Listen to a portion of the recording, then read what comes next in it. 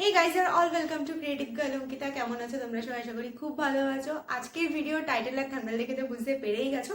তোমরা এর মধ্যে অনেকে অ্যাজাম্পশন লাগাতে শুরু করে দিয়েছো, অনেকে গেস করতে শুরু করে দিয়েছো যে কি হয়েছে আমার। আজকে ফাইনালি রিভিল হতে চলেছে যে আমার কি হয়েছে। এই ভিডিওটা আলাদা করে আমি এই কারণে করছি কারণ আমার খুব ইচ্ছা ছিল যে আমার কি কি সিমটমস আছে থ্রু আউট প্রেগনেন্সি আর আমার কি হলো, বেবি গার্ল না বেবি বয়, সেটা ওইভাবে শেয়ার করবো। কিন্তু শেষ পর্যন্ত সেটা হয়ে উঠলো না, তো ভাবলাম যে চলো এইভাবেই শেয়ার করিনি। বেবি হয়ে গেছে তো কি হয়েছে, কিন্তু আমার সিমটমগুলো তোমাদের সাথে শেয়ার করাই যায়। তো তার জন্য এই ভিডিওটাকে তোমাদের সাথে এইভাবে শেয়ার করতে চলেছি। আমি 10টা আমার মানে সিমটমস বলবো যে 10টা সিমটমস আমার কি কি ছিল আর তার অ্যাকর্ডিং আমার কি হলো, বেবি গার্ল না বেবি বয়, সেটাই আজকের ভিডিও। চলো আর বকবক না করে আজকে ভিডিওটাকে স্টার্ট করা যাক। আমি জানি আজকে ভিডিওটা খুব বেশি এক্সাইটেড হতে চলেছে তাদের কাছে যারা কিনা এখন প্রেগনেন্সি স্টেজের মধ্যে দিয়ে আছো। কারণ আমি যখন প্রেগনেন্ট ছিলাম বা আমি যখন বেবি প্ল্যানিং করছিলাম তখন আমি ভাবছিলাম যে কি কি সিমটম থাকলে কি হয়, সেই নিয়ে আমি প্রচুর প্রচুর প্রচুর ভিডিও দেখেছি। তাই আমি ভাবলাম চলো আমিও একটা সেরকম ভিডিও বানাই। কারণ এই ভিডিওগুলো না মানুষের খুব নিড থাকে যে কি হবে কি হবে। আমরা সবাই জানি বা সবাই আমরা এটা মানি ভেতরে ভেতরে যে ছেলে হোক মেয়ে হোক যাই হোক যাতে সুস্থভাবে হয়, কিন্তু তাও ভেতরে ভেতরে কোথাও না কোথাও তো একটা চলে যে আমার এই সিমটমটা আছে, তাহলে কি এটা বেবি গার্লের সিমটম, বা এই সিমটমটা আছে এটা কি বেবি বয়ের সিমটম। তো চলো আর বকবক না আজকে ভিডিওটাকে স্টার্ট করা যাক। আচ্ছা, ফার্স্ট যে সিমটম সেটা হচ্ছে মর্নিং সিকনেস। মর্নিং সিকনেস প্রেগনেন্সিতে অনেকেরই হয়, মানে প্রায় সবারই হয়। কখনো কখনো ফার্স্ট ট্রাইমেস্টারে হয়, কখনো কখনো পুরো প্রেগনেন্সি জুড়ে হয়, কখনো কখনো থার্ড ট্রাইমেস্টারে হয়। তো আমার সত্যি কথা বলতে ফার্স্ট ট্রাইমেস্টার আর থার্ড ট্রাইমেস্টার তো আমার 2 মান্থই গেছে, কারণ আমার 8 মান্থে বেবি হয়ে গেছে। তো ওর জন্য ফার্স্ট আর থার্ড ট্রাইমেস্টারে কিন্তু আমার মর্নিং সিকনেস হতো।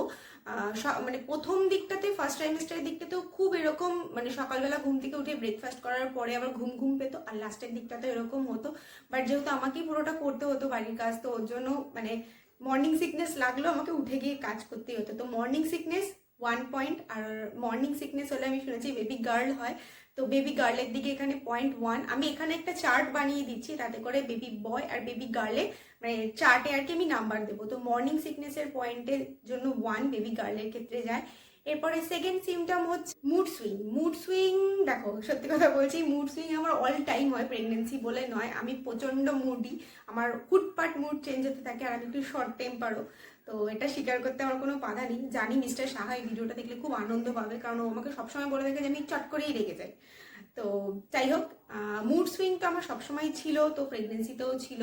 তো সেই ক্ষেত্রে সুইং এর ক্ষেত্রে আমি বিগ ইয়েস দেবো, আর এই ক্ষেত্রেও কিন্তু বেবি গার্লের দিকে আরো 1 পয়েন্ট যায়। ওকে, থার্ড সিমটম হচ্ছে ক্রেভিং। ক্রেভিং বলে যে মিষ্টি খেতে ইচ্ছা করলে নাকি মেয়ে হয়, আর সল্টি খেতে ইচ্ছা করলে মানে নোনতা বা টক ঝাল কিছু খেতে ইচ্ছা করলে নাকি ছেলে হয়।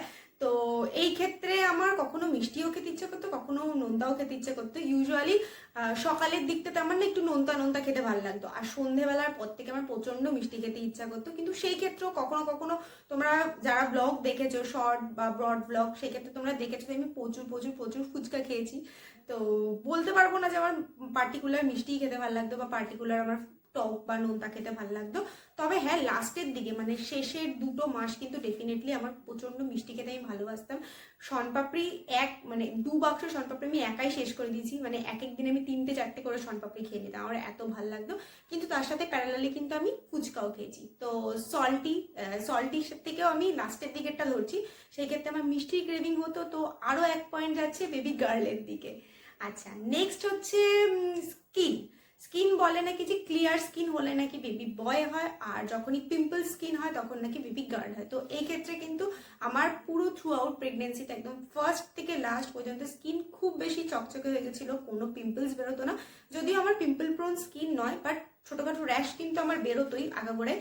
কিন্তু থ্রু আউট প্রেগনেন্সির এই 8টা মাসে কিন্তু আমার একদম নো পিম্পলস, নো র্যাশেস, কিচ্ছু বেরোয়নি। একদম স্কিন লাস্টের দিকে তো খুব বেশি গ্লোই গ্লোই হয়ে গেছে, ইনফ্যাক্ট এখনও আছে।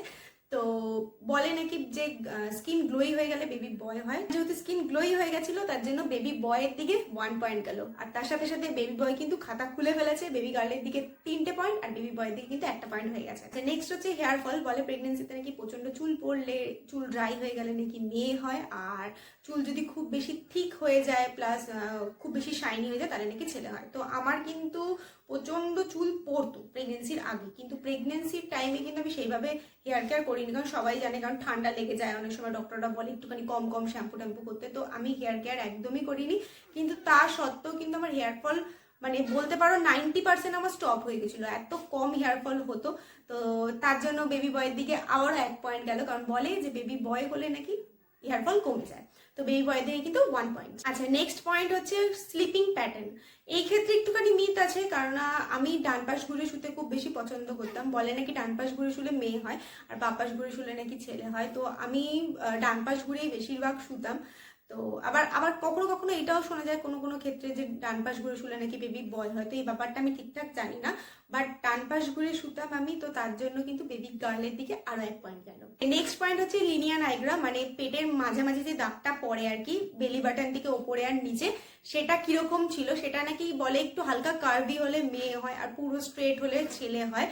তো আমার মোটামুটি বেলি বাটন অব্দি নিচ থেকে কিন্তু পুরো স্ট্রেট ছিল, এমনকি ওপরের দিকটাও, মানে ওপরে আমার এতটা মতো এসছিল আর কি দাগটা, তো সেইখানটাও কিন্তু মোটামুটি স্ট্রেট ছিল। তবে হ্যাঁ, বেলি বাটনের ওইখান থেকে যখন ওপরের দিকে উঠছিল হালকা একটুখানি মানে খুব স্লাইড ব্যাকা ছিল। আমি মানে খুব ভালোভাবে দেখলে তবেই বোঝা যেত, না হলে কিন্তু মোটামুটি সোজাই লাগতো। তো সেই ক্ষেত্রে যদি সোজা ধরি, তার জন্য কিন্তু বেবি বয়ের দিকে আরো 1 পয়েন্ট গেল। নেক্সট নাকি বলে যে বেবি বাম্পের শেপ দেখে বোঝা যায় যে বেবি গার্ল হবে না বেবি বয় হবে, কারণ বেবি গার্লের বেবি বাম্প সবসময় রাউন্ড শেপের হয়, আর বেবি বয়ের বেবি বাম্প সবসময় একটুখানি মানে কিরকম বলবো, একটুখানি চোখা টাইপের হয়। তো এই ক্ষেত্রে কিন্তু আমার বেবি বাম্প ছিল চোখা টাইপের, মানে মিডিলের এই জায়গাটা একটু হালকা উঁচু থাকতো সবসময়। তো তার জন্য বেবি বয়ের দিকে আরো 1 পয়েন্ট গেল। আর তার সাথে সাথে আরেকটা বলি, সেটা হচ্ছে বেবি বাম্প বলে যদি লো ক্যারি করা হয় তাহলে নাকি ছেলে হয়, আর যদি হাই ক্যারি করা হয় তাহলে নাকি মেয়ে হয়। তো আমি কিন্তু অলওয়েজ একদম ফার্স্ট ট্রাইমেস্টার থেকে থার্ড ট্রাইমেস্টার পর্যন্ত বেবি বাম্প কিন্তু আমার নিচের দিকে ছিল, কারণ আমার বেবি বাম্প হতেই শুরু করেছে নিচ থেকে। তো আমি সবসময় লো ক্যারি করতাম। তো এটাও কিন্তু 1 পয়েন্ট গেল বেবি বয়ের দিকে। ওকে, নেক্সট হচ্ছে হার্টবিট। হার্টবিট নিয়ে আমরা মোটামুটি সবাই গেস করে ফেলি যে আমার এটাই হবে।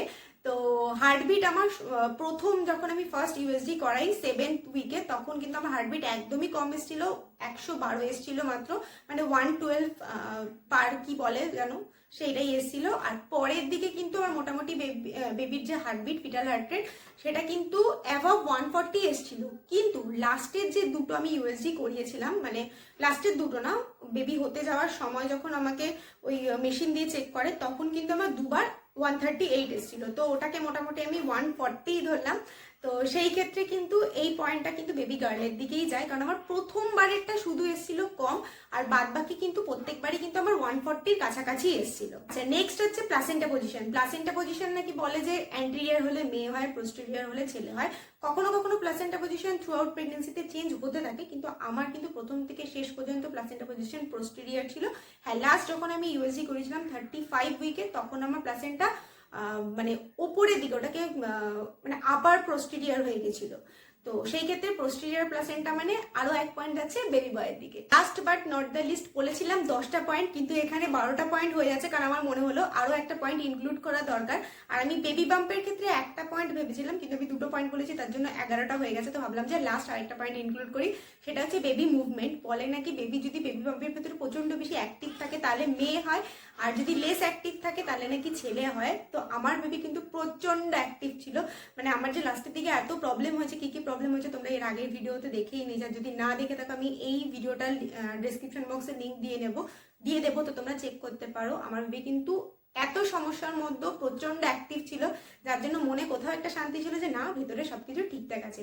তো বেবি যেহেতু অ্যাক্টিভ ছিল, তার জন্য আরো 1 পয়েন্ট যায় বেবি গার্লের দিকে। ওকে, তো এখানে চার্ট অনুযায়ী তোমরা দেখতেই পাচ্ছ যে 50-50% রয়েছে। ওই পাশেও 6টা পয়েন্ট গেছে, এই পাশেও 6টা পয়েন্ট এসছে, মানে বেবি গার্ল বেবি বয়ের বোথ সাইডে কিন্তু 6টা করে পয়েন্ট এসছে। এবার ফাইনালি তোমাদের সাথে শেয়ার করা পালা যে আমার কি হলো। ওই পাশে আমার পুচকু প্যা প্যা করছে, তো চলো ওকে নিয়ে আসি তোমাদের সাথে শেয়ার করি যে আমার কি হচ্ছে।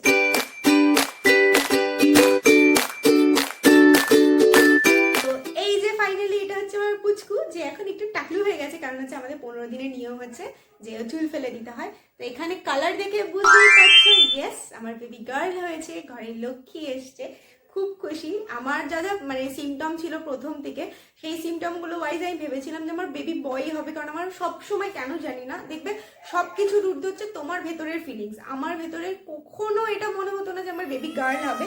ও কি হয়েছে, তো আমার কখনো মনে হতো না যে আমার বেবি গার্ল হবে, আমার সবসময় মনে হতো যে আমার বেবি বয় হবে। দাঁড়াও, ও কাজে ওকে একটু শান্ত করে নিই, বাদ বাকি ভিডিওটা পরে কন্টিনিউ করি। আচ্ছা, এই প্রসঙ্গে একটা কথা বলি, সেটা হচ্ছে আমি যখন ফার্স্ট ইউএসজি করতে গেছিলাম, কোইন্সিডেন্টলি আমার মানে ইউএসজি করে আসার পথে আমি ট্রেনে করে ফিরতাম। তো সেদিনকে একজন আর কি, শনিবার ছিল, সেদিনকে একজন এরকম একটা ঝুড়ির মধ্যে কিছু ফুল টুল নিয়ে আমার সামনে এসে বলে যে ঠাকুরের নামে 10 টাকা দাও, তোমার ছেলে হবে।